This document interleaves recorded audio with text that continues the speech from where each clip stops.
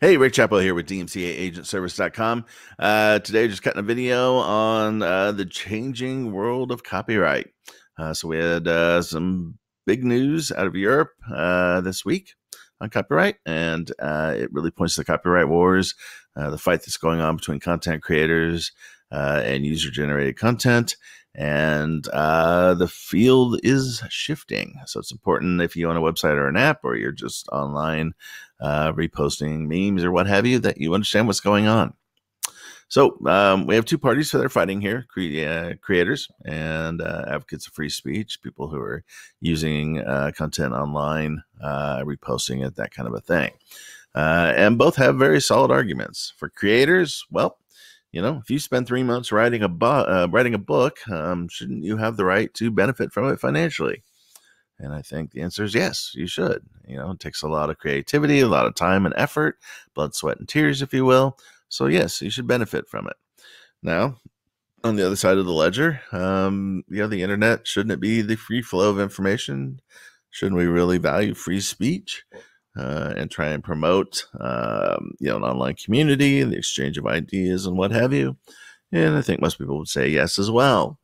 So both of those concepts, they seem pretty obvious. They seem pretty noble, but they clash once we get into the day-to-day functioning of the online world.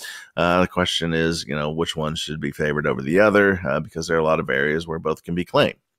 And to date, the current model on the internet has been that we favor free speech. And we do this through laws such as the DMCA in the United States, the Digital Millennium Copyright Act. It was enacted in 1998. And under that law, an online platform cannot be held liable for copyright infringement based on content uploaded by users. So Facebook, YouTube, Twitter, all of these sites, if a user uploads something that constitutes copyright infringement, well, the site cannot be held liable. Now, the person who uploaded it can, but often that person, doesn't have a lot of money, no insurance, nothing of that sort. And so the copyright holder is left, without much of a remedy. And then, of course, if their content is reposted in thousands of places by thousands of different people, that becomes very infuriating. So that's problematic, but nonetheless, that's the approach, and it made sense. Remember, this was a 1998 law, and what was going on was governments were trying to protect the internet in its infancy, to allow it to grow, to allow it to mature, and essentially, not have to worry about getting crushed by waves of copyright infringement lawsuits.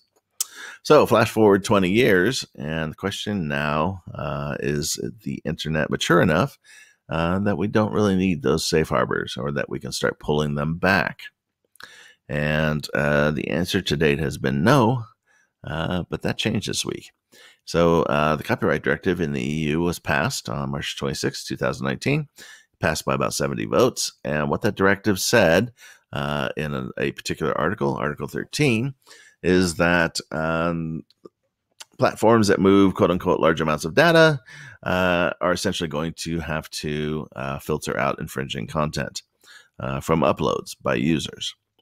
So it's basically the opposite of the DMCA. Now, the clause doesn't actually use, or the article doesn't actually use the word filter. Originally it did, and it was redrafted a couple times and made more vague, if you will, and made to sound a little less draconian. And the reason for that was they were trying to get votes so that they could pass the copyright directive. But if you read it in its totality, nearly everybody agrees that ultimately, the large sites are going to have to use filters. It's really the only way they can comply with the law. And so we are, of course, talking about the large American companies, and the EU does. They're such big fans of the American tech companies, so there's that element as well.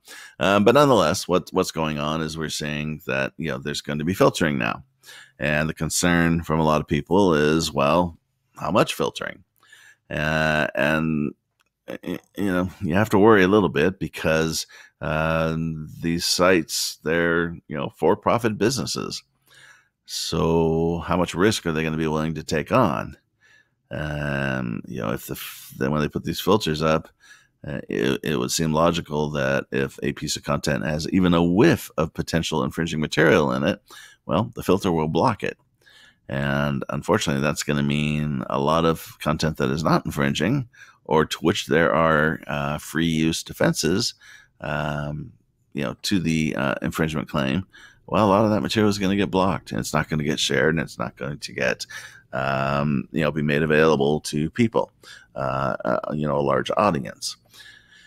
And the content, the users who post that, the people who posted that content, they're not really going to have any remedies. There's no way to force a YouTube or a Facebook or what have you to go ahead and publish that content.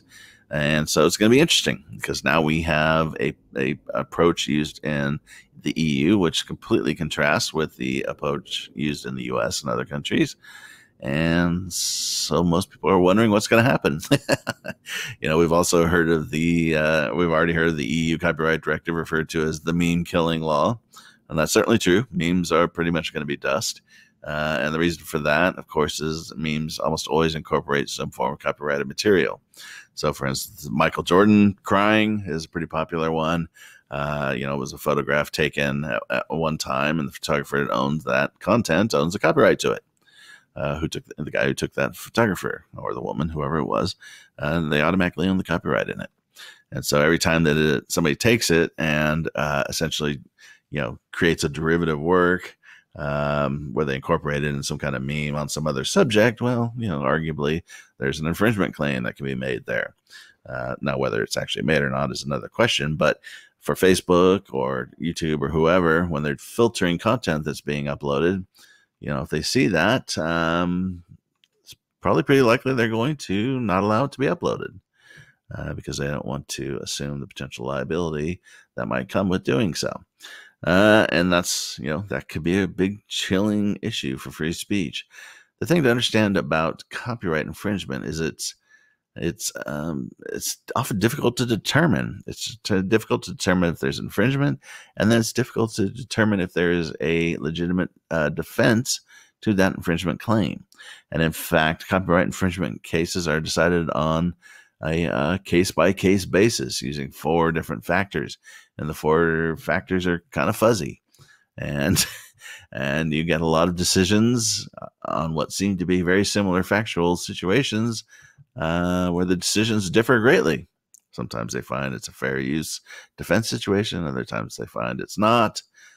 Sometimes they find it's classic copyright infringement. Sometimes they don't. And if judges are having difficulties with this, and have had difficulties with it for hundreds of years, well, how are you supposed to write a program that's going to be able to figure it out? And in fact, we see this already online with YouTube, the content ID system that YouTube has tried to use. And Google says, it's pumped $80 to $100 million into the thing, trying to get to work. And, it's definitely improved from where it originally was, but it's not great.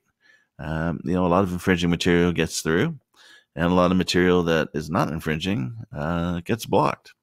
And unfortunately, it is what it is. There's just not a lot of a remedy there for dealing with that. But nonetheless, that's now what's going to be required of the big tech companies that are moving large amounts of data. So as a website or an app owner, what do you need to be concerned about? Well, when you're uploading material to these platforms, social media channels, what have you, probably going to want to make sure that you have your ducks in a row on copyright. You probably want to, as much as possible, try to stick to original content so you don't run into any issues. But you also want to keep an eye out on developments because if more companies start or more countries start adopting laws that favor the content creators, well, there's nothing to stop them from saying that the filtering requirements apply to all websites and all apps. And that would obviously be a huge game changer. So we'll just kind of have to wait to see how that's going to develop. But the important thing to understand is that the world of copyright online is changing. And the standards that you may have used in the past may not be applicable here in the future. So make sure you keep an eye on what's going on. So anyways, that's it for the copyright wars, the content creators versus user-generated content people. The copyright directive is now passed, and over the next year or two, the countries will start enacting their own laws supporting that concept. And so it'll be interesting to see how that plays out, particularly given how it's likely to conflict with the laws of other countries. So anyways, thanks for watching. Have yourself a good one.